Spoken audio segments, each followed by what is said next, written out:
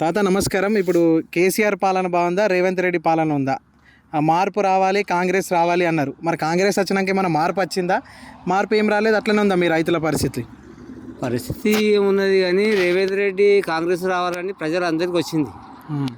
ప్రజలందరూ వేస్తేనే రాజు అయ్యండి. ఆయన రాజు అయ్యిండు కాదు, ప్రజలకు అందరికీ ఆయన సహకరించాలి.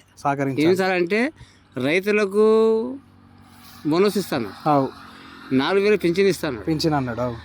ఏది ఇంకా దానికి సరైనటువంటి పనులు కాలేవు. వద్దురా నాయన ఈ కాంగ్రెస్ పాలన, వద్దురా నాయన. ఇప్పుడు రైతులకు తాత రైతు బంధు వచ్చినాయి అంటారు. అంటే మీకు వరకు రైతు బంధు ఏదైనా వచ్చిందా? అంటే ఫస్ట్ విడత, సెకండ్ విడత చేసినామని ఆయన అడగకపోతే రైతన్న ఖాతాలో రైతు బంధు వాడదమ్మో, ఏ రైతు బంధు వాడదమ్మో. ఆయన నిలదీయకుంటే న్యూస్లలో అయితే చెప్తుండు మరి సారు. మరి ఇప్పుడు బాగుందా? కేసీఆర్ పాలన ఉన్నప్పుడు ఎట్లా బాగుందా? అంటే కొత్తగా మార్పు రావాలి, కాంగ్రెస్ రావాలని కాంగ్రెస్ని తీసుకొచ్చినాం మనం. మరి తీసుకొచ్చినందుకు దానికి ఏదైనా ఫలితనం మీకేనా వచ్చిందా? రైతుల విషయంలో అయినా సరే ఎట్లా ఫలితనం అంటే కాంగ్రెస్ రావాలని కేటీఆర్ అన్నుండే, రాదన్నాడు. ప్రజలందరూ చేసి కాంగ్రెస్ తెచ్చారు. ఆమె ఇందిరమ్మ రాజ్యము చేయాలి. ఇందిరమ్మ అందరికీ అన్న తల్లి కాబట్టి అందరికీ ఇప్పుడు ఏమైనా భూములు ఉంటే పట్టాలు ఇవ్వాలి.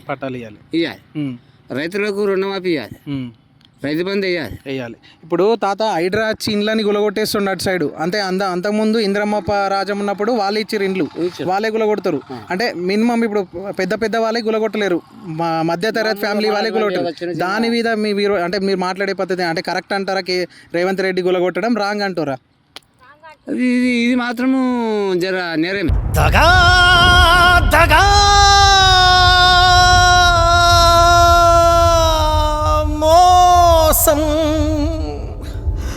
నేరమే. నేరమే. ఎందుకంటే ఆయన ఇప్పుడు ఆయన కాంగ్రెస్ ప్రభుత్వంలో గరీబులకు న్యాయం చేయాలి.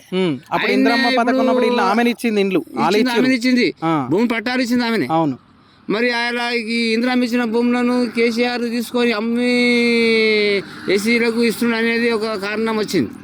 భూములు పట్టాలు లేడు దాని కాబట్టి ఈయన చేయాలి, చేయవలసిన అవసరం చేయాలి. ఇప్పుడు కేసీఆర్ ఉన్నప్పుడు అడ్లు ఈ పాటదాకా లేవు. ఇప్పుడు అడ్లు మీరు కుప్ప చేసుకొని అన్ని పెట్టి రెడీ చేసారు, అన్ని పనులు మంచి చేసిన. ఇప్పుడు రేవంత్ రెడ్డి ఉన్నప్పుడు అడ్లు కొనడం లేట్ కొంటుండా, లేకపోతే అప్పుడు కేసీఆర్ ఉన్నప్పుడు ప్రభుత్వమే తొందరగా కొన్నదా, లేకపోతే ఇప్పుడు కూడా ఇప్పుడు లేట్ అవుతుందా? అన్నిట్లో మంచి చేసింది, ఏ దాంట్లో రాలేదు.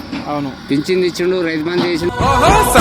కావాలంటున్నరే తెలంగాణ పల్లెలల్ల మల్ల కారే రావాలంటున్నరే తెలంగాణ జిల్లలలో సారే కావాలంటున్నరే తెలంగాణ పల్లెలల్ల.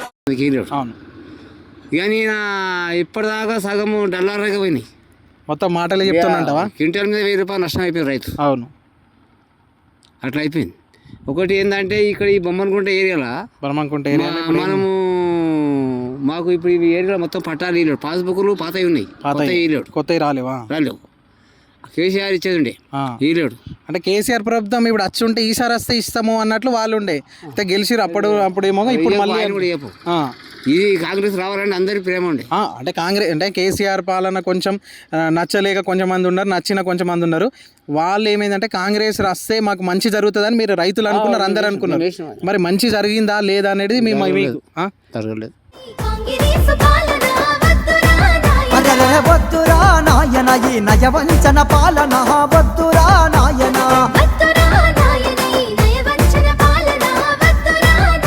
మంచి జరగలేదంటావు? చాలా ఘోరమైన అన్యాయం. ఇప్పుడు అదే ఆయన చేయవలసిందే రేవంత్ రెడ్డి. అవును, కానీ చేస్తలేడు, పని చేస్తలేడు. ఇప్పుడు ఇల్లు కొట్టడము, ఇప్పుడు ఇల్లు కట్టుకుంటే ఇందిరమ్మ పాలన ఉన్నప్పుడు ఇల్లు కట్టుకుంటే ఇంకా పర్మిషన్ ఇచ్చారు. అవును. ఇప్పుడు ఏమన్నా పోయి ముట్టుకుందామంటే ఏమొస్తుందో అని భయం అయిపోతుంది. అదే ఇప్పుడు ఇండ్లు కట్టేటోళ్ళు కూడా భయపడతారు, కొనేటోళ్ళు కూడా వస్తలేరు. ఇండ్లు ల్యాండ్ కొనుక్కునే భూముల రేట్లు పడిపోయినాయి. ఇప్పుడు కేసీఆర్ ఉన్నప్పుడు ఏమో ల్యాండ్ రేట్లు పెరిగినాయి. ఇప్పుడు ఒక రైతు పొలం అమ్ముకోవాలన్నా ఆయనకు భరోసా ఉండి ఇన్ని పైసలు వస్తాయని. ఇప్పుడు మొత్తం భూమి రేట్లు కూడా పడిపోయినాయి. ఏం లేదు, దీని పరిపాలన ఆయన మొత్తం కొలగొడుతుంటే వస్తారు. అవును, భయపడతారు. అది కొనుడు. ఇప్పుడు మీరు కూడా మాలేక రైతులు అనుకుందాం. ఇప్పుడు మీకు తెలుసు కాబట్టి మీరు ఏదో చేయవలసిన అవసరం చేసారు, దాని తప్పలేదు. కానీ మా బొమ్మనుకుంటే ఏరియాకు ఇంకా పాస్బుక్ లేదు. ఒక ఎకరకు 15 లక్షలు 15 లక్షలు అడుగుతారు.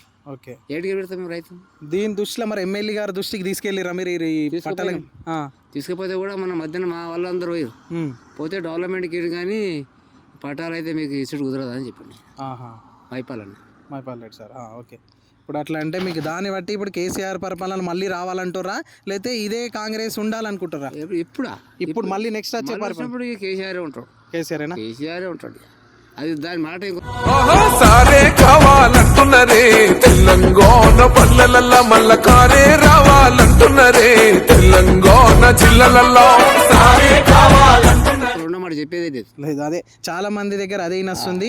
కేసీఆర్ సార్ లేకపోతే పరిపాలన ఎటు- ఉద్యమకారుడు, తెలంగాణకు ఉద్యమకారు. అవును ఆయన చేసిన పనులు మంచిగా ఉన్నాయి, దాంట్లో ఏం పొరపాటు జరగలేదు.